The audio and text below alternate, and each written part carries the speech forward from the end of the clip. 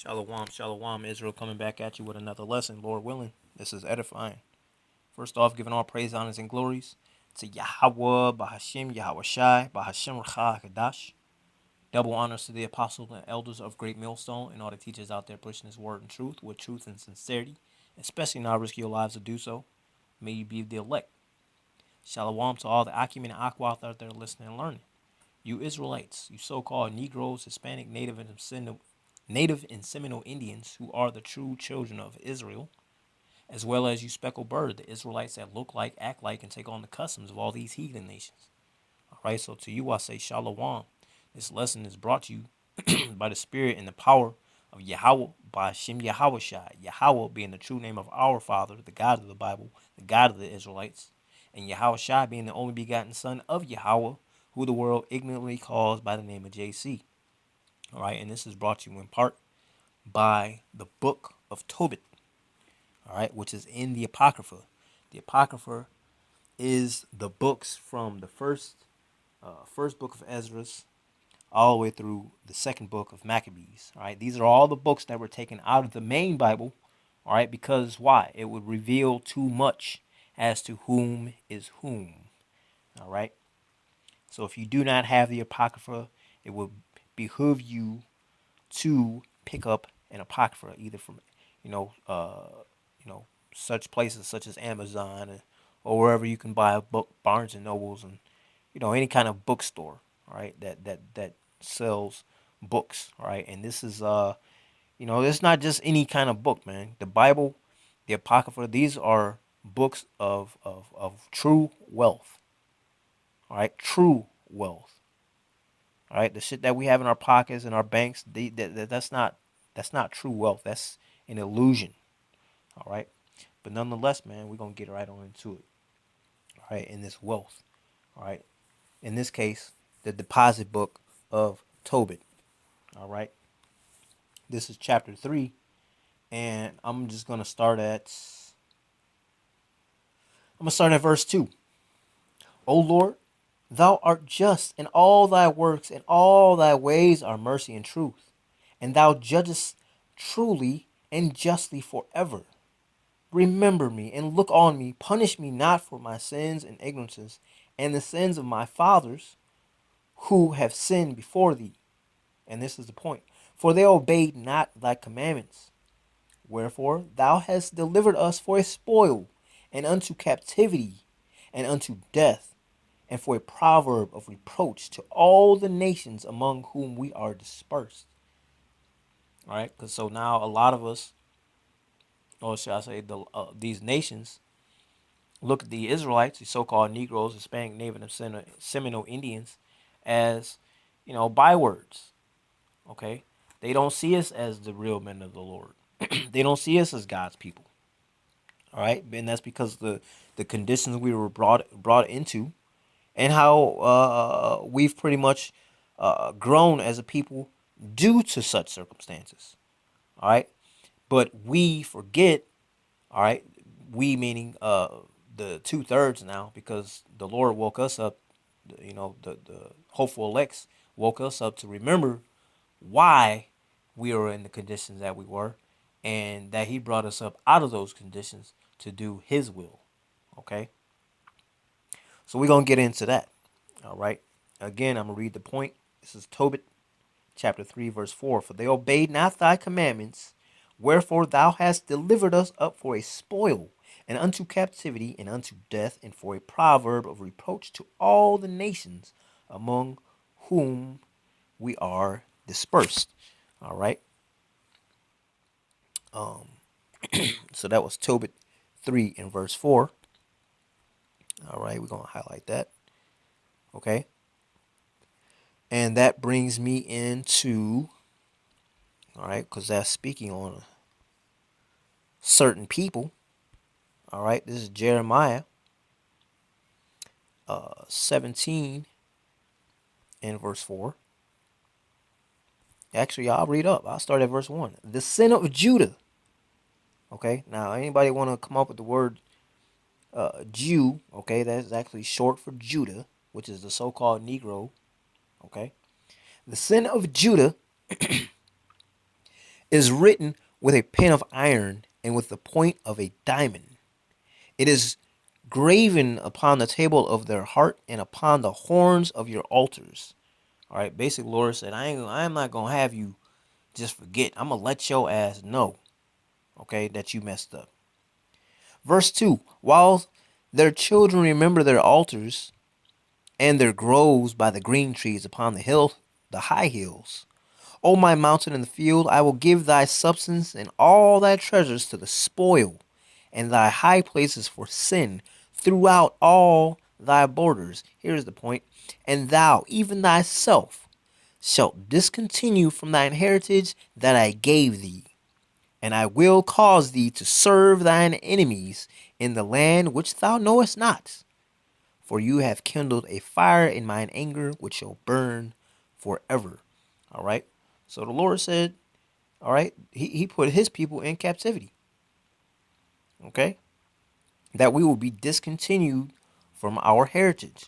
Why? Again, Tobit 3 verse 4. For they obeyed not thy commandments, wherefore thou hast delivered us for a spoil, and unto captivity, and unto death, and for a proverb of reproach to all the nations among whom we are dispersed.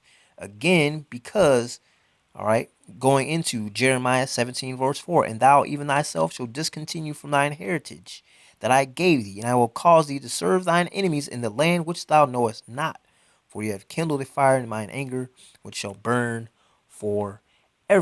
All right. Now we could from there, actually, let's stay in Jeremiah. This is chapter 16 and verse 3.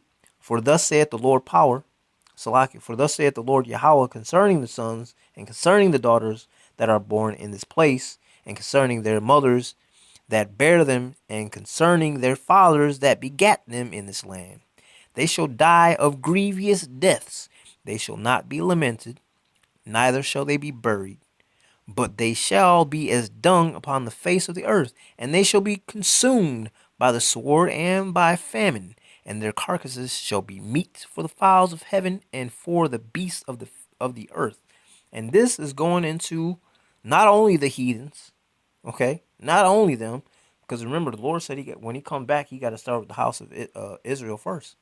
All right, the house of God first, which is the Israelites, you so-called Negroes, Hispanic, Native, and Seminole Indians. Okay, he's gonna start with you first. So that would be the remnant. All right, being of the 2/3. Let's highlight that. The 2/3 Israelites. This is gonna be you, along with all the other the heathen nations. All right, since you want to join hand in hand with them, the Lord told you, learn not the ways of the heathen, and don't deal with any of their ways. But we do. We don't want to come back to the statute, laws, commandments. We want to be niggas. We want to hold hands with our oppressors. We want to vote for our oppressors. All right. You so concerned about, and the Lord just told you, okay, that we would serve our enemies. Enemies. These are not our friends. All right. So you should part with them. But no, since you want to hold hands and worry about their salvation, not your own, because the Lord told you, work out thy own salvation with fear and trembling. Your own salvation. Okay, because at the end of the day, yeah, we got us men of the Lord, us brothers on the highways and hedges. But at the end of the day, everybody has their own walk, man. Of course, we all gonna look out for each other, but everyone has their own walk. We can't save each other. Okay, it's gonna be up to ourselves to hold fast to that which is good. All right, endure until the end. All right, so that the saints can what? Take the kingdom. All right, that's doing the will of Yahweh Shem Yahushai and having that faith, man. All right, because you can have hella works, man. All right, probably no faith at all, or you can have hella faith, but no works at all. But you gotta have both, man, if you dealing with Yahweh Shem Yahushai.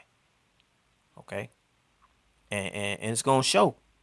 Okay, so going from there, uh, this is Deuteronomy 28, and this is how you know who the Lord is dealing with. I'm gonna start at verse 15. Matter of fact, this is Deuteronomy 28 and verse 15. All right. Now this is for those that don't want to come back to the statutes, laws, and commandments. All right, and that was us, men of the Lord. Before we came into the truth, we were a part of this as well. We still kind of a part of it, but we kind of broke the chains a little bit through Yahweh Shem Yahushai. All right, so this is Deuteronomy 28, verse 15. But it shall come to pass, if thou wilt not hearken unto the voice of the Lord Yahweh thy power, to observe to do all his commandments and his statutes which I command thee this day, that all these curses shall come upon thee and overtake thee. And one of those curses is what? Verse 16. Curse shalt thou be in the city, and curse thou shalt be in the field. Curse shall be thy basket and thy store. Cursed shall be the fruit of thy body, and the fruit of thy land, the increase of thine kind, and the flocks of thy sheep. Cursed shalt thou be when thou comest in, and cursed shalt thou be when thou goest out. Now, who has the most problems with these nations amongst us? All right, who gets shitted on of all people amongst all these nations of people, man? The so-called Negroes, the Hispanic, the Native, and Seminole Indians. We cannot catch a break. Why can't we catch a break?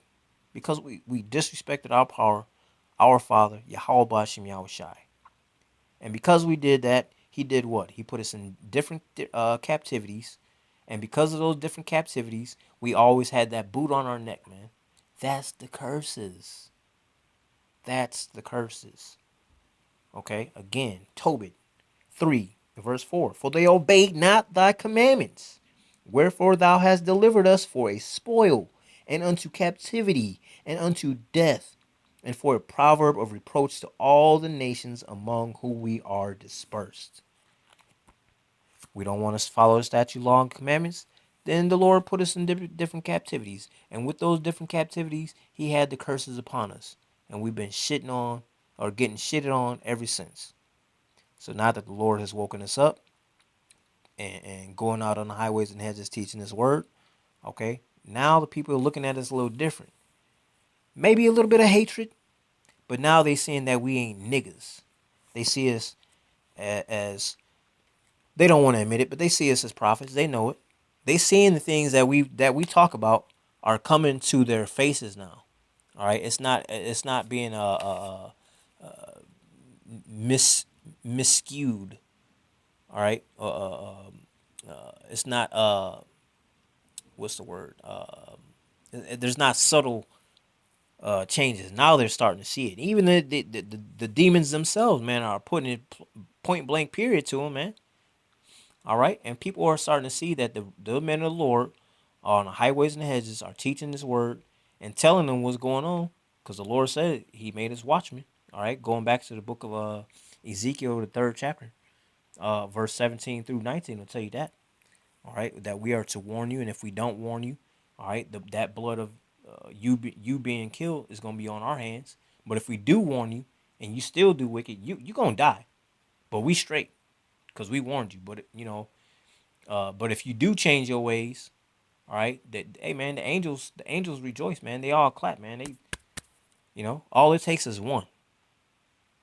All it takes is one. All right. But until then, 2/3 of our people, man, they don't want to wake up, and therefore they are going to be the ones that stay in this captivity. All right, and stay through the indignation that the Lord, when He comes, man, He gonna fuck this place up, man. It's gonna be a time like never have before.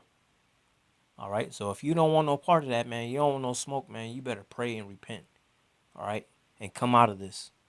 Don't be a Tobit chapter 3 verse 4. All right. So with that, man, Lord willing, this was edifying. Giving all praise, honors, and glories to Yahweh, Bahashim, Yahweh Shai, Bahashim Kadash. Double honors to the apostles and elders of Great Millstone and all the teachers out there pushing this word and truth with truth and sincerity, especially now risking your lives to do so. May you be the elect. Again, stay prayed up, man. Repent, repent, repent. Not just for this lifetime, but your past lives as well. All right, with that, Abba Ball, Shalom.